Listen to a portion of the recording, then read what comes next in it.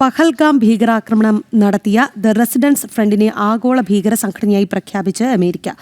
പഹൽഗാം ആക്രമണം പരാമർശിച്ചാണ് നടപടി. ലഷ്കർ ഇ തോയ്ബയുടെ നിഴൽ ഭീകര സംഘടനയാണ് ദ റെസിഡൻസ് ഫ്രണ്ട്. പഹൽഗാം ഭീകരാക്രമണത്തിൽ കൊല്ലപ്പെട്ടവർക്ക് നീതി ഉറപ്പാക്കുക എന്ന ലക്ഷ്യവും തീരുമാനത്തിന് പിന്നിലുണ്ട് എന്നും അമേരിക്ക വ്യക്തമാക്കിയിട്ടുണ്ട്. വിവരങ്ങളുമായി ഐസൻ ജോസ് ഉണ്ട്. ഐസൻ, ഇന്ത്യയിൽ പഹൽഗാമിൽ ഭീകരാക്രമണം നടത്തിയവർക്കെതിരെ കൃത്യമായ നടപടി ഉണ്ടാകണം, അത് അമേരിക്കയ്ക്കും നിർബന്ധമുണ്ട്. ഇപ്പോൾ TRFനെ ഭീകര സംഘടനയായി പ്രഖ്യാപിച്ചിരിക്കുകയാണ് അമേരിക്ക. എങ്ങനെയാണ് വിശദാംശങ്ങൾ?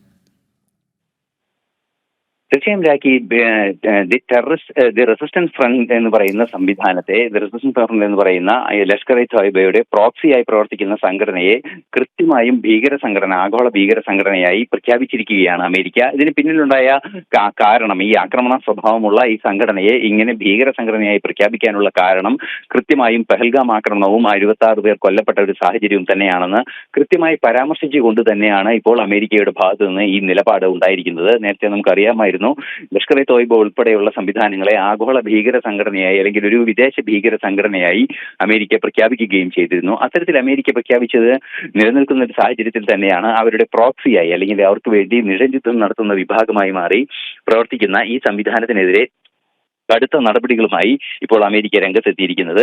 ഈ അമേരിക്കയുടെ നടപടിയിൽ ഏറ്റവും സുപ്രധാനമായി എടുത്തു പറയേണ്ട ഒരു വിഷയം, ഇക്കാര്യം പഹൽഗാം ആക്രമണം പരാമർശിക്കുന്നു എന്നതിനപ്പുറം ഭാരതത്തിന്റെ സൈനിക വിഭാഗങ്ങൾക്ക് നേരെ പലതവണ ആക്രമണം നടത്തിയത്, 2024 ആക്രമണം നടത്തിയതും ഇവർ തന്നെയാണ് എന്ന് കൃത്യമായി തന്നെ പരാമർശിച്ചുകൊണ്ടാണ്. അതായത് ഭാരതത്തിനെതിരെ നടത്തുന്ന ഭീകര സ്വഭാവമുള്ള പ്രവർത്തനങ്ങളെ കൃത്യമായി ചൂണ്ടിക്കാണിച്ചുകൊണ്ട് തന്നെയാണ് ഈ നിരോധനം നടപ്പാക്കിയിട്ടുള്ളത് എന്നതാണ് ഏറെ പ്രാധാന്യത്തോടെ നോക്കിക്കാണേണ്ട ഒരു വിഷയം എന്നതാണ് ഇപ്പോൾ മനസ്സിലാക്കാൻ സാധിക്കുന്നത്. മറ്റൊരു സുപ്രധാന ഘടകം എടുത്തു പറയുന്നത്, ആഗോള ഭീകര സ്വഭാവങ്ങൾക്കെതിരെ, ആഗോള ഭീകര പ്രവർത്തനങ്ങൾക്കെതിരെ കർശന നിലപാട് സ്വീകരിക്കുകയും അതുപോലെ തന്നെ ഭീകര പ്രവർത്തനത്തിനെതിരായ സംവിധാനങ്ങളെ ശക്തിപ്പെടുത്തുകയും ചെയ്യുക എന്ന അമേരിക്കയുടെ ലക്ഷ്യവും ഈ തീരുമാനത്തിന് പിന്നിലുണ്ടെന്ന് വളരെ കൃത്യമായി തന്നെ ഈ ഉത്തരവ് വായിക്കുമ്പോൾ അല്ലെങ്കിൽ ഇത് സംബന്ധിച്ച കമ്മ്യൂണിക്കേഷൻ വായിക്കുമ്പോൾ നമുക്ക് മനസ്സിലാക്കാനും സാധിക്കുന്നുണ്ട്. ഭാരതത്തിന്റെ കൃത്യമായ ഒരു ഇടപെടൽ ഇക്കാര്യത്തിൽ ഉണ്ടായതിനെ അഭിസംബോധന ചെയ്ത് തന്നെയാണ് ഈ നടപടി ഉണ്ടായിരിക്കുന്നത് എന്നാണ് മനസ്സിലാക്കാൻ സാധിക്കുന്നത്. നമുക്കറിയാവുന്നതാണ്, വിദേശകാര്യമന്ത്രി UN സെക്യൂരിറ്റി കൗൺസിലിലെ അംഗരാജ്യങ്ങൾ എല്ലാവരുമായി സംസാരിക്കുകയായിരുന്നു ഓപ്പറേഷൻ സിന്ദൂർ വേളയിൽ.